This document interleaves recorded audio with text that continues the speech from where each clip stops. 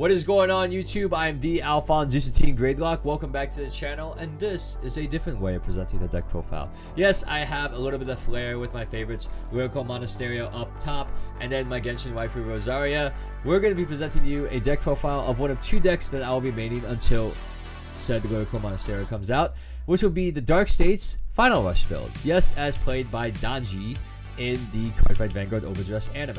So I'm going to be going from 0s to 3 and break down my process, so whatever notes that you see on the other side of the overlay will be my reasonings and tips as to why I put that card into my deck. So let's get started. The first is our Diabolos Innocent Match Starter.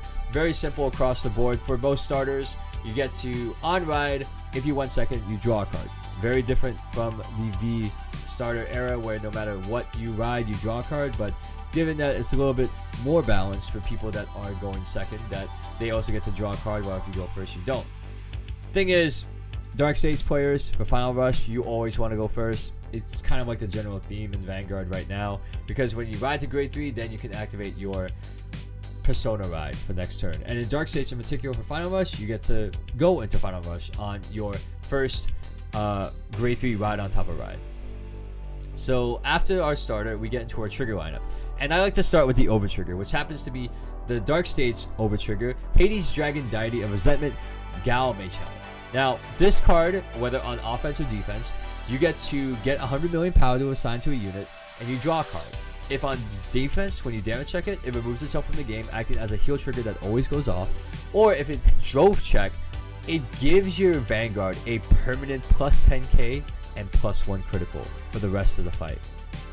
I love this card because the fact that it gives a buff, and that means it incentivizes people to drive check it early on, if they can. Because of course, you with Dark States, you soul charge a lot, but if you do drive check it, you got yourself a really good head to rest a good hat on to catapult yourself into the rest of the game. So it's very good. You always want to have an over trigger in the deck, and given that we technically have 2 different over triggers with the neutral one that we get from the starter deck from the Cray Elementals, we might get more. So already off the bat, we can see that we will get some more customizations down the line. Now, after the over trigger, we have 15 triggers left for our lineup. And what will these triggers be, might you say? So I'm going to run 4 crit. 4 crit because crits are always good, double crit's a thing, and you always want to make sure that you have a threatening position, especially when your opponent's at 4 damage, because if they count out your trigger lineup, depending on how many crits that you run, you always want to make sure you psych them out in order to use a little bit more brain power to make them guard.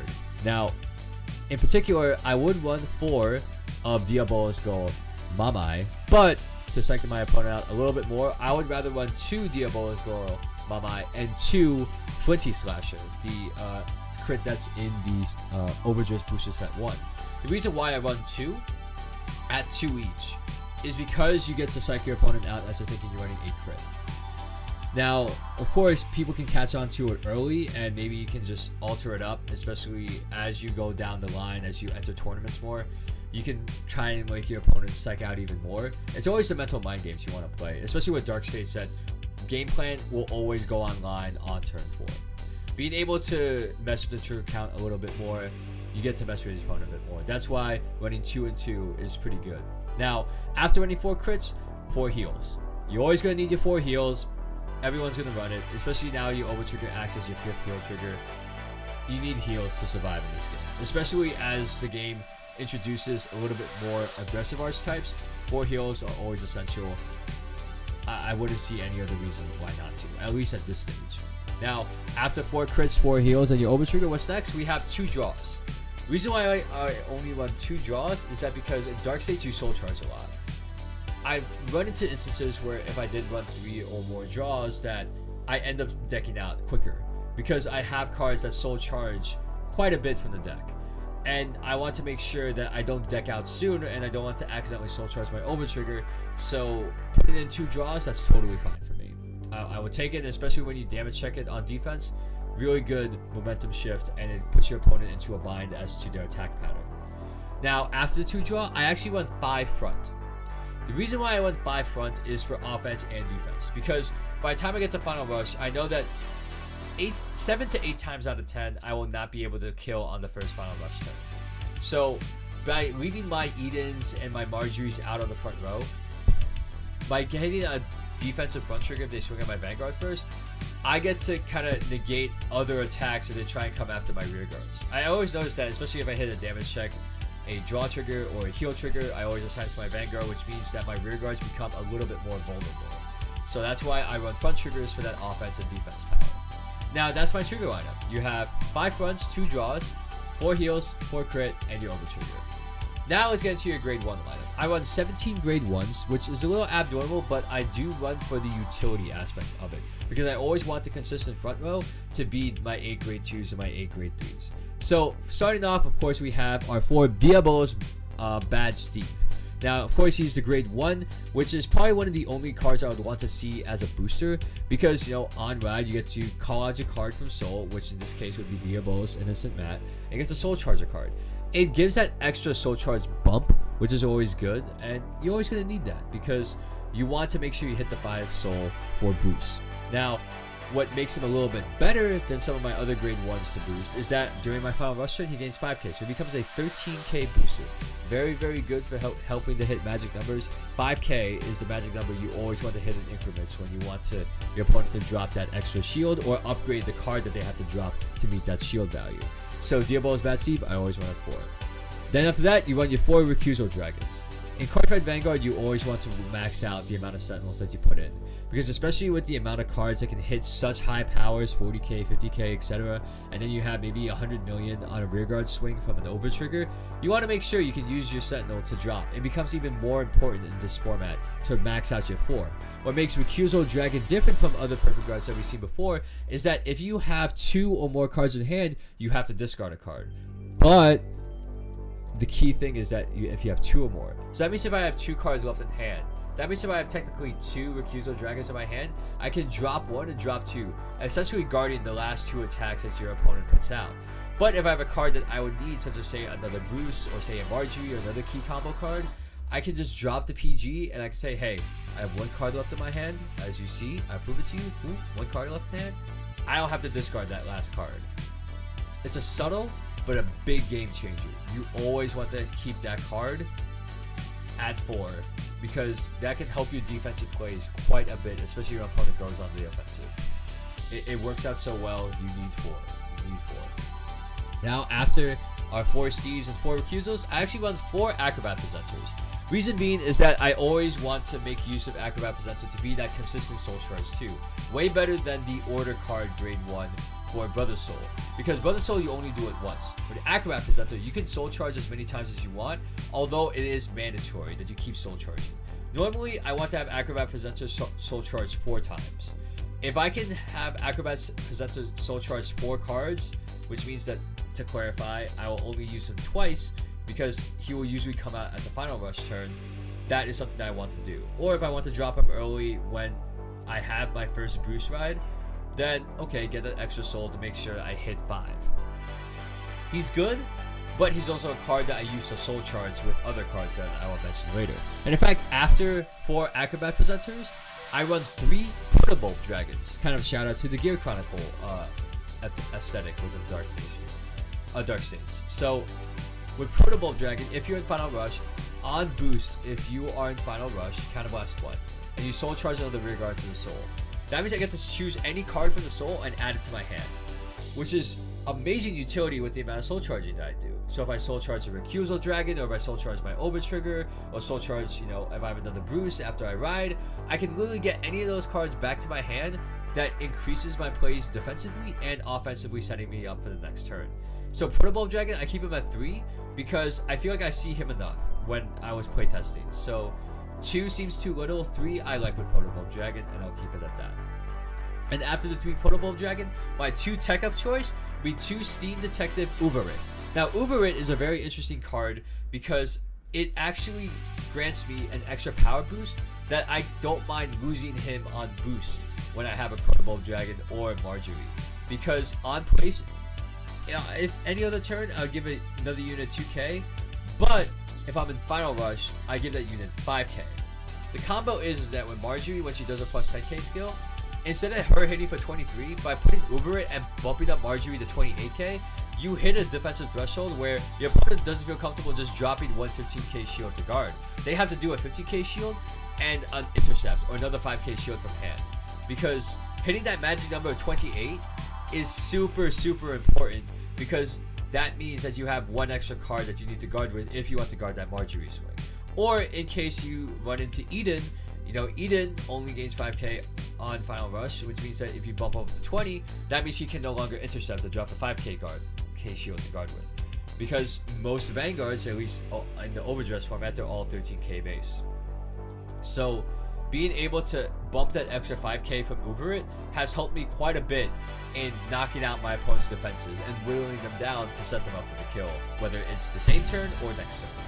And so that's it for my grade 1 lineup for 17 grade 1s. Now let's get into the grade 2s. I keep mine minimal because I know that with the ride deck introduced, I can be a little bit more ambitious with the way I build my decks. So I run 4 Diabolos, Boris, Eden. Now Eden is an MVP in its own right, because you have not only the Counterblast 1 on hit, not Vanguard hit, not Rearguard hit, just on hit. Counterblast 1, retire one of your opponent's Rearguards. So you can essentially clear out a column if they don't have resist, by like not only taking out their rearguard in the front row, but you also take out their rearguard in the back row. For doing that, for sacrificing one attack as your Vanguard, by also taking out another rearguard on top of that for a 2-for-1, is amazing. And Eden will always grant that aggro pressure, especially when you have that extra 5k when he's in Final Rush. You also have that on-hit Vanguard pressure too, because it's kind of like you're not only attacking the Vanguard and landing the hit, but you're also retiring the rearguard in the process. So the other skill that Eden has, when he's stood by a card effect, a la Diabolos boost, Violence boost, he gains a critical. Which means that I don't have to run as many crits as I need, because he's always going to be restanding with a critical. I always want to have 1 to 2 of him out on deck, because being able to retire out your opponent's board if they rush out a field or they just drop their hand is insanely good pressure, especially for a Final Rush turn. So Diabolos, Boris, Eden, you always want to have at least 1 out, 2 out if you want to take care of a couple problems on the field. The other grade 2 that I run is actually Diabolos Anger Richard, which is part of the ride line, one in the ride deck, which of course I have to mention before. Diabolos Bad Steve is a grade 1 in the ride deck. So Diabolos Anger Richard, when he's placed on Vanguard Circle, you get to soul charge one of your rear guards and you draw a card. So you essentially kind of take the card that was soul charged out by Diabolos Bad Steve, and you get to soul charge that back in to draw a card. And normally that's always going to be Diabolos Innocent Matt. The other skill that it has is kind of like with Eden during Final Rush and Steve, you gain 5k. Now, it's very minimal because you don't have that on-hit pressure from Eden, but what I use him for is just soul charge fodder, whether it's for Protobulb Dragon or for Marjorie, because I'm assuming that both Marjorie and Eden, they can hit numbers on their own that I can feel comfortable having Richard be the one soul charge, so I can just leave him in the back row as that cost. And if anything, he's a good 5k shield, so that's why I run him at 4.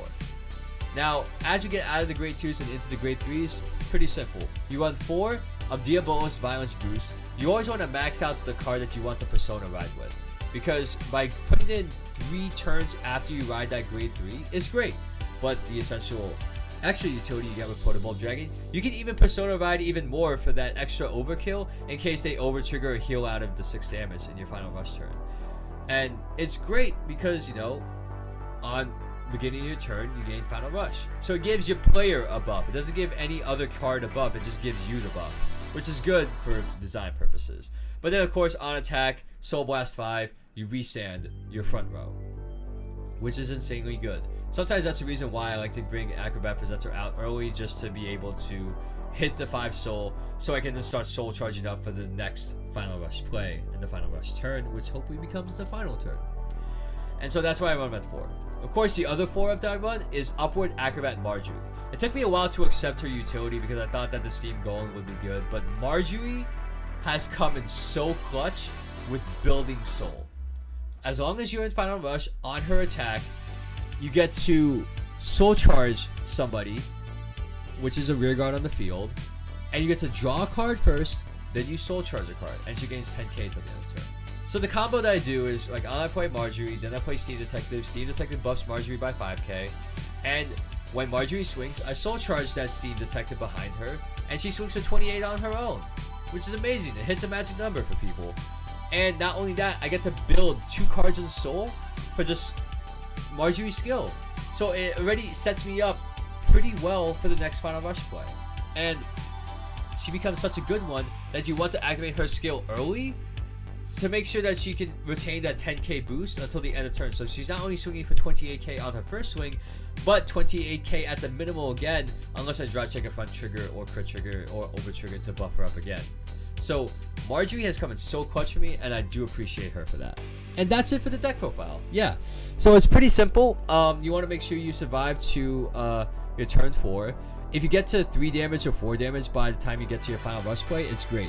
If you're at 5 damage by the time you get to your first final rush play, you gotta hope to God that you get a heal trigger or something, because by having all that counterblast open, you already opened up plays with Protobulb, with Eden, and you start getting into shenanigans with that. So that is it for the deck profile. This is technically, I guess, my first deck profile in the OverDress format. I hope you guys enjoyed it. If you have any comments about the overlay, or maybe the audio, the card presentation, or the tips that I have on the side, feel free to comment down below, because I do want to make this better and make it a little bit more appealing for you guys, while also inserting in my own flavor and aesthetic as well. So that is it for me. I'm the AlphonZeus Team Gradelock. You guys have yourself a great rest of your day, and I'll see you all next time. Cheers, guys. Woo.